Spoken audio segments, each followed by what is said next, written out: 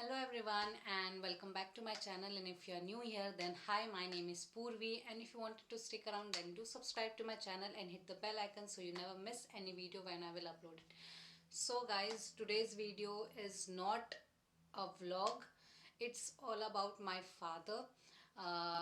Because as you know, as many of you know, that he is not with us now, और उनका birthday 16 जून को था, जो कि 2-3 दिन पहले चला गया, और ये वीडियो उसी दिन ही अपलोड होनी थी, but because of me upload नहीं हो पाई, क्योंकि मैं उस दिन बहुत ज़्यादा लो फील कर रही थी, मुझे कुछ करने का मन नहीं कर रहा था, पता नहीं क्यों। मे बी ये पहला बर्थडे था जो हम उनके साथ नहीं मना रहे थे, और वो फीलिंग कि वो नहीं है, वो चीज़ बार बार आ रही थी। सो मेरा कुछ भी करने का मन नहीं कर रहा था, so I have not uploaded this video on his birthday. लेकिन आज मैंने सोचा कि बहुत हिम्मत जुटा के मैं आज कैमरा अपने सामने लेके बैठी हूँ कि मैं आपको अपने पापा के बारे में बताऊँ कि वो कैसे इंसान थे, और उन्होंने अपनी पूरी लाइफ में क्या क्या किया, और कितने अच्छे थे वो। और ऑफ कोर्स सबके पेरेंट्स अच्छे होते हैं यार, बट उनसे बात नहीं की है जिन लोगों ने, मैं उनको ये बताना चाहती हूँ कि मेरे फादर कितने स्ट्रॉन्ग, इतने सपोर्टिंग फादर थे और एक इंसान थे। सो आज मैं उनके बारे में बात करूँगी। So let's start guys. और अगर आप लोग को ये चीज़ सुननी है, so please carry on and stick with me, sit with me and listen to this full story। और अगर आपको ऐसा लगता है कि आपको नहीं है मन, तो if you are not interested then you can guys leave. So guys, let's start. So my father was born on 16th of June 1963. He had 5 brothers and sisters, 2 sisters and 3 brothers including him। और बचपन से ही उनका interest बहुत ज़्यादा singing और paintings, sports, ये चीज़ में हमेशा वो बहुत ज़्यादा इंटरेस्टेड थे। आज तक जब तक वो थे उनको गाना गाना बहुत पसंद था, तो he was very much in it. और उन्होंने अपनी स्कूलिंग और जो कॉलेज है वो हर चीज़ लोकली ही की, कहीं बाहर नहीं गए। उन्होंने हर चीज़ बिलासपुर से ही परसू की। He was very mature actually among his 4 brothers and sisters. बहुत ज़्यादा मेच्योर थे और बहुत ज़्यादा शरारती भी थे, जैसा वो बताते थे और जैसा उनके फ्रेंड्स बताते थे कि वो थे। बहुत ज़्यादा हर चीज़ में। और आज तक जब तक के वो थे, ऐसा कभी मतलब जितने फ्रेंड्स मेरे फादर से मिले हैं उनको पता है कि मेरे पापा कभी भी सीरियस तो रह ही नहीं सकते थे। हमेशा हंसी मजाक करना, मतलब मेरे फ्रेंड्स हमेशा बोलते थे यार तेरे पापा इतने चिल्ड माइंड के, इतने कूल और इतने मजाकिया हैं, कभी ऐसा लगा नहीं कि इतना सीरियस भी, मतलब सीरियस होंगे वो। और हमेशा मजाक करना, हमेशा सबसे अच्छे से बात करना, वो आज तक वो ऐसा करते हैं। हमेशा काम रहना, किसी से ना लड़ाई झगड़ा, मैंने आज तक नहीं देखा किसी से लड़ाई करते उनको। जो गुस्से वाली चीज़ें होती थी वो बहुत रेयरली होती थी, और जब होती थी तो बहुत ज़्यादा होती थी। तो ऐसे तो मेरे पापा बहुत काम पर्सन थे। सो जब मेरे फादर 5th क्लास में थे तब उनके फादर की, यानी मेरे दादाजी की, मेरे ग्रैंडफादर की डेथ हो गई थी। उसके बाद से वो बहुत ज़्यादा मेच्योरली अपने फैमिली को हैंडल करना स्टार्ट कर दिया। उन्होंने 11-12 साल के होंगे तब से उन्होंने काम करना स्टार्ट कर दिया था, अपनी फैमिली को देखना स्टार्ट कर दिया था। कभी भी उन्होंने ऐसा नहीं सोचा कि नहीं हमारे पास पैसे नहीं है तो हम ये नहीं कर सकते। उन्होंने तभी भी अपने जो ड्रीम था उनका, उनका एक सिंगिंग का पैशन था, उनका पेंटिंग का, उन्होंने उस चीज़ को कंटिन्यू रखा। He got degree in paintings, और उन्होंने जाके पेंटिंग का कोर्स किया, और उसके बाद इतनी सुंदर सुंदर पेंटिंग्स बनाई जो आज तक हमारे पास रखी हुई हैं उनकी। इतनी अच्छी अच्छी पेंटिंग्स बनाते थे वो। और लास्टली एक शिव जी की पेंटिंग थी, उसकी भी एक स्टोरी है। ये जो शिव जी की एक पेंटिंग है ये पूरी नहीं हो पाई, ये अधूरी ही रह गई। मैं हमेशा बोलती थी पापा को कि पापा इस पेंटिंग को आप कंप्लीट करो, ये अधूरी अच्छी नहीं लगती क्योंकि ये शिव जी की पेंटिंग थी।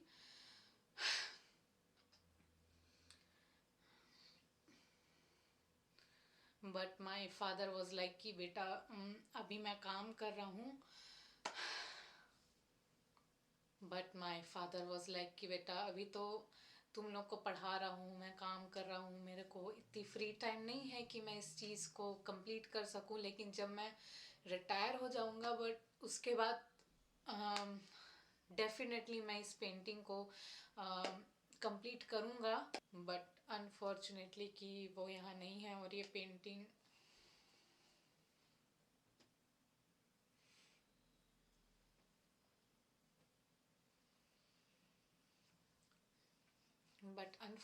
वो यहाँ नहीं है और ये पेंटिंग अधूरी है। देखते हैं कि हम इसका क्या कर सकते हैं, मैं भी कुछ करेंगे ताकि ये पूरी हो जाए। और सिंगिंग उनको बहुत पसंद थी, इतनी पसंद कि वो आज तक गाना गाते, मतलब बहुत ज़्यादा पसंद थी। और उनको देख देख के ही मेरे को भी सिंगिंग का बहुत शौक था कि मैं सीखूं। He wants to become a doctor, उनका ड्रीम था कि वो डॉक्टर बने। But unfortunately because of lack of money और घर की इतनी प्रॉब्लम्स के कारण वो ये ड्रीम अपना पूरा नहीं कर पाए। ही हैज़ द ड्रीम कि अगर मैं मेरे से नहीं हुआ तो मेरी बेटी एटलीस्ट डॉक्टर बने, और उनका ये बहुत बड़ा सपना था। अगर वो आज यहाँ होते तो बहुत ज़्यादा खुश होते कि मैं यहाँ आज ये पूरा 6 ईयर कंप्लीट कर चुकी हूँ।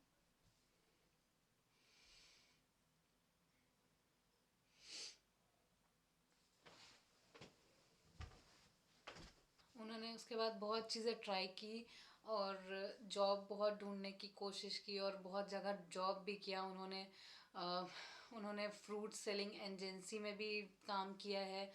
और उसके बाद उनका बहुत मन था कि वो आर्मी में ज्वाइन करें और उन्होंने हर चीज़ को लेवल को पार भी किया था। बस एक चीज़ नहीं हो पाई जिसके कारण से उनको आर्मी में नहीं मिल पाया जॉब। वो चीज़ ये थी कि उनका जो सोल था वो फ्लैट था और ये आर्मी में नहीं चलता है, जिसके कारण से उनको बाहर निकाल दिया गया। फिर उसके बाद इतना सब कुछ करने के बाद उन्होंने फाइनली हीरो होंडा कंपनी में ज्वाइन किया और वहाँ पर भी उनका बहुत अच्छा परफॉर्मेंस था। वो जहाँ भी जाते थे, जो भी जॉब दे दो उनको, वो हर चीज़ में अपना 100% देते ही थे। कुछ भी हो जाए खुशी खुशी हर चीज़ कर लेते थे।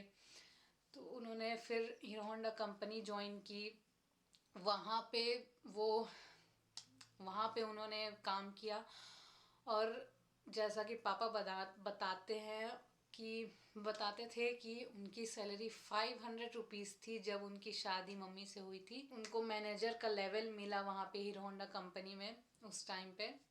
फिर उसके बाद मेरे पापा LIC में आए, फिर LIC एजेंट जो आज तक वो काम करते थे और अभी भी उनका चल ही रहा है। He knows how to handle everything, every situation, बिना किसी को बताए, बिना किसी को बोले। भले ही कुछ भी होता था वो यही चीज़ बोलते थे, बेटा तुम करो,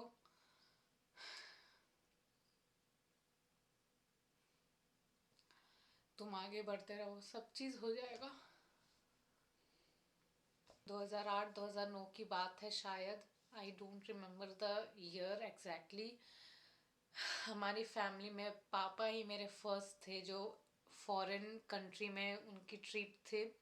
बैंकॉक में उनकी ट्रिप थी because of great performance in in the company. उनको ये अपॉर्चुनिटी मिली थी कि वो फॉरेन घूमने जाएं और हमारी फैमिली में वो फर्स्ट मेंबर थे जो फॉरेन घूमने जाने वाले थे। बहुत ज़्यादा ये सब छोटी छोटी चीज़ें थी जो बहुत ज़्यादा प्राउड, मतलब हमको बहुत ज़्यादा प्राउड था उन पे जो वो करते थे। फिर उसके बाद बैंकॉक की ट्रिप के बाद वो ऑस्ट्रेलिया गए, हर जगह घूमे वो, और ये सब चीज़ें बहुत ज़्यादा ऑनर्ड हम महसूस करते थे, बिकॉज वो हर चीज़ में नंबर 1 आना चाहते थे और वो आते भी थे। उसके लिए वो बहुत ज़्यादा मेहनत करते थे। आज भी अगर हीरो होंडा कंपनी में जाते हैं, जो कि अभी हीरो हो गया है, वहाँ जब भी जाते हैं उनके ऑफिस में कोई ये नहीं बोलता कि हम नहीं जानते।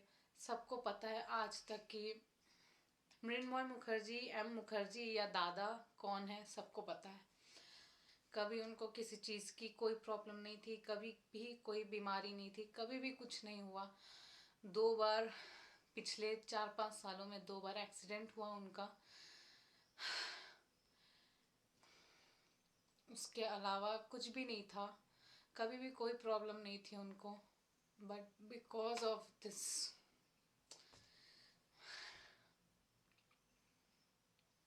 stupid कोविड थिंग, आज मेरे पापा नहीं है यहाँ।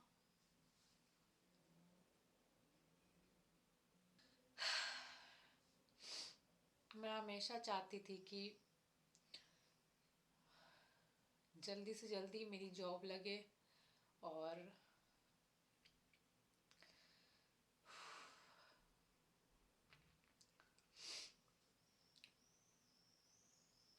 जल्दी से जल्दी मेरी जॉब लगे और मैं अपने पापा को ये बोल पाऊँ कि अब बस हो गया, आप बैठो। और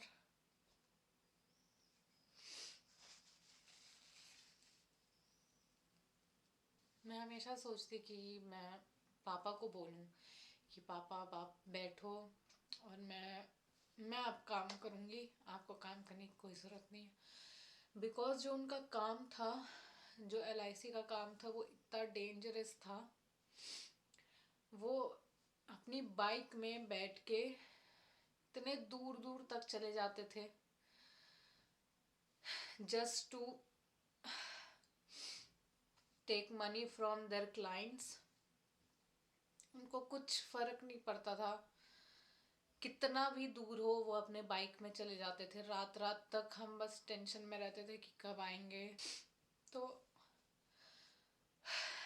हमने पापा को कई बार बोला कि पापा अब छोड़ दो, जॉब हो गई।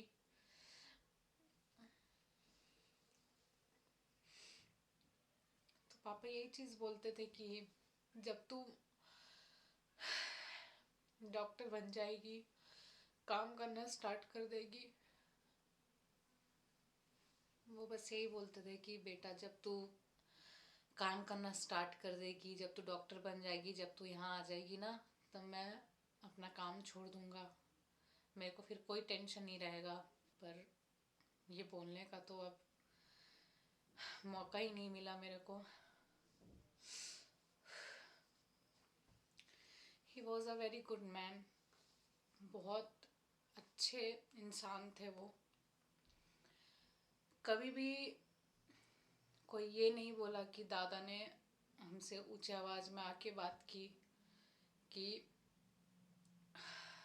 मोहल्ले में हमेशा सब यही बोलते थे कि मुखर्जी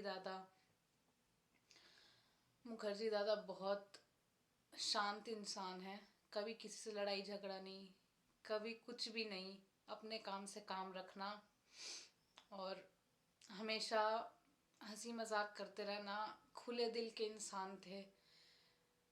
हमेशा खुश रहना, मस्ती करना। मेरे को ऐसा लगता है कि मेरे पापा जैसे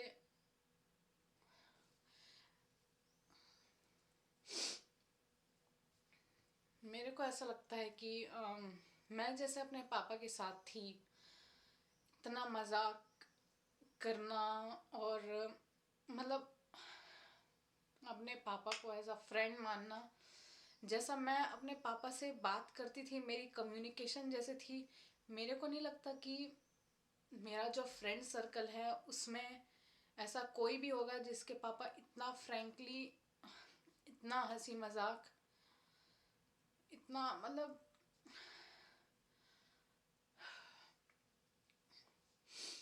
वो एज अ फादर नहीं एज अ फ्रेंड बात करते थे मेरे से हमेशा।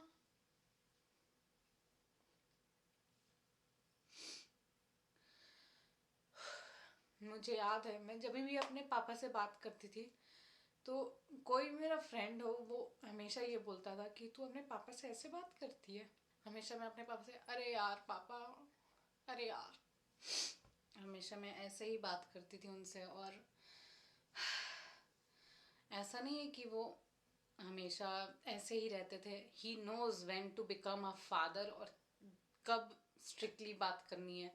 लेकिन ऐसा नहीं कि हमेशा, कि कोई होता है ना, जैसे कई कई बच्चे होते हैं कि अरे पापा आ गए शांत बैठो, उनके सामने मत जाओ, जिस रूम में वो है उस रूम में हम नहीं जा सकते। ऐसा कभी नहीं था, मेरे पापा ऐसे थे ही नहीं कभी। मैं जो भी करती थी किसी चीज़ में ऑब्जेक्शन नहीं था उनको, चाहे मैं डांस करूँ चाहे सिंगिंग। इतना कि मैं मुझे यूट्यूब स्टार्ट करना था, मैंने अपने फादर को ये चीज़ बोला कि पापा मैंने पूछा भी नहीं एक्चुअली, मतलब मैंने बोला कि हाँ मुझे यूट्यूब स्टार्ट करना है, मैं सोच रही हूँ मैं यूट्यूब में वीडियोस बनाऊँ। पापा ने बस यही चीज़ बोला कि बेटा तुम जो भी करो बस पढ़ाई में ढील मत देना। उनको एक चीज़ बिल्कुल भी पसंद नहीं थी, वो यही चीज़ थी कि पढ़ाई अपनी जगह होनी चाहिए और बाकी सब अपनी जगह। पढ़ाई में बिल्कुल भी ढील नहीं करना। जब तक तुम पढ़ाई में ठीक हो तब तक सब ठीक है। पढ़ाई जैसे ही तुम्हारी गई तो कुछ भी नहीं सहन होगा फिर उनसे। मैं आज तक सिंसियर हूँ अपनी पढ़ाई के लिए बिकॉज ऑफ हिम। अगर वो पढ़ाई के लिए मुझे ढील दे देते तो मुझे नहीं लगता कि मैं यहाँ आज बैठी रहती और मैं 6 ईयर पूरा कंप्लीट कर पाती। बिकॉज ऑफ हिम मैंने आज पूरा 6 ईयर कंप्लीट किया है। और MCI भी मैं करूँगी। और मैं भले ही वो नहीं है लेकिन मेरे दिमाग में ये चीज़ है कि अगर वो होते तो वो क्या बोलते। मुझे ये चीज़ का सबसे ज़्यादा दुख हमेशा रहेगा। और मेरे दिल में हमेशा रहेगी ये बात कि मैं अपने फादर से मिल नहीं पाई। आफ्टर 4th ईयर मैं घर ही नहीं गई बिकॉज ऑफ कोविड। मैं पिछले साल घर नहीं जा पाई 5th ईयर में, जब समर वेकेशन था हमारा। मैं घर नहीं जा पाई थी बिकॉज ऑफ कोविड। मेरे घर वाले बहुत बार मेरे से पूछे कि आना चाहती बेटा तो आ जा। बट मेरा ये था कि यार अब 1 साल ही तो बचा है तो मैं पूरा चीज़ कंप्लीट करके जाऊंगी। 2 साल से मैं अपने पापा से नहीं मिली थी, घर में किसी से नहीं मिली थी, सिर्फ फ़ोन पे ही बात होती थी हमारी। और ये चीज़ का रिग्रेट रहेगा कि मैं लास्ट टाइम पे उनके साथ नहीं थी, मैं उनसे मिल नहीं पाई, उनको टच नहीं कर पाई, उनसे बात नहीं कर पाई।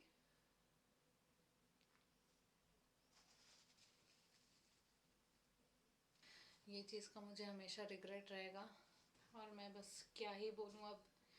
यही चीज़ है कि पापा जहाँ भी हैं वो एटलीस्ट, आई थिंक एटलीस्ट खुश होंगे आज देख के कि मेरा यहाँ का जर्नी पूरा ख़त्म हो गया। On 18th of April 2021 my father gone. कोई कोई लोग समझते हैं कि मैं भूल गई हूँ उन्हें या मुझे कुछ फ़र्क नहीं पड़ता कि क्या हुआ या जो हुआ उसके बाद मैं इतनी नॉर्मल कैसे हूँ और मैं इतनी नॉर्मल क्यों हूँ। और ये दूसरे लोग नहीं हैं, मेरे अपने ही लोग हैं, मेरे अपने आसपास के ही लोग हैं जो लोग ये बोलते हैं कि यार पूर्वी को कोई फ़र्क नहीं पड़ता, उसके पापा नहीं है अब, उसको देख के कुछ लगता ही नहीं है, वो इतनी खुश रहती है। तो मैं एक चीज़ बता दूँ तुम लोगों को कि मैं हमेशा रोते नहीं रह सकती, और तुमको नहीं पता कि मैं किस चीज़ से गुजरती हूँ हर दिन। अगर मैं खुश हूँ तो खुश रहना दो, तुमको उससे कोई फ़र्क नहीं पड़ना चाहिए। यही चीज़ बोलना था। पापा आप जहाँ भी हो, I wish you a very happy birthday. मेरे फादर जैसे थे वैसा कभी कोई नहीं हो सकता और ना कभी कोई हो पाएगा। जब फादर नहीं होते हैं ना, तो जो सराउंडिंग लोग होते हैं, जो पहले बहुत ज़्यादा फ्रेंडली थे, जो बोलते थे हाँ हम हैं तुम्हारे साथ, हाँ हम हैं, हम हर चीज़ में खड़े हैं, फादर नहीं होने के बाद वो लोग ना आके सिर्फ परेशानियां ही दिखाते हैं। मेरे फादर के जैसा इंसान मैंने ना आज तक देखा है और ना मैं कभी देख पाऊंगी। बिकॉज वो हर किसी के लिए हेल्प करने के लिए खड़े हो जाते थे, चाहे वो कोई भी हो, चाहे वो उनका भाई हो, बहन हो, फ्रेंड हो, उनका क्लाइंट हो, वो हर किसी की मदद करने के लिए, चाहे उनको कोई भी प्रॉब्लम हो, वो जाके खड़े होते थे उनके साथ। लेकिन उनके जैसा मैंने आज तक इंसान नहीं देखा। उनको जितना भी मना करो कि पापा आप मत जाओ यहाँ पे, वो फिर भी जाते थे, क्योंकि उनको पता था कि वहाँ पे उन लोगों को उनकी ज़रूरत है, और वो जाके हमेशा खड़े रहते थे।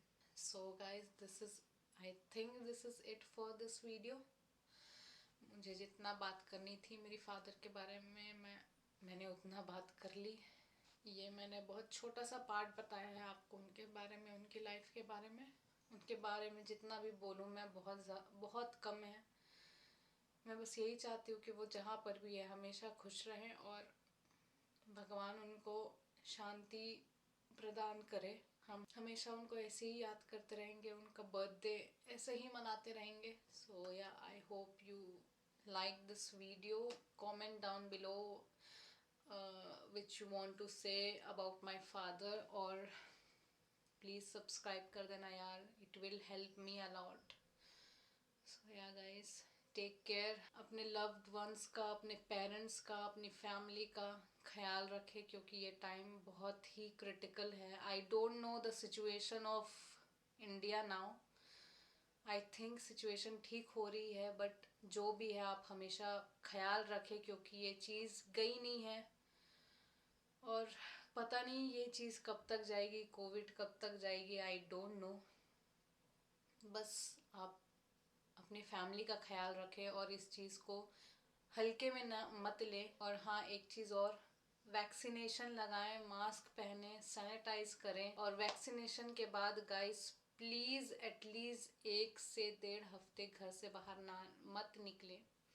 ये मेरे पापा की सबसे बड़ी गलती थी कि वो वैक्सीनेशन के दूसरे ही दिन, उनको काम इतना ज़रूरी था कि वो वैक्सीनेशन के दूसरे ही दिन निकल गए, जिसके कारण से उनकी इम्यूनिटी बहुत लो होने के कारण उनको ये सब चीज़ें हुई। I see you guys in my next video, next blog. Till then, stay safe, stay healthy. Bye.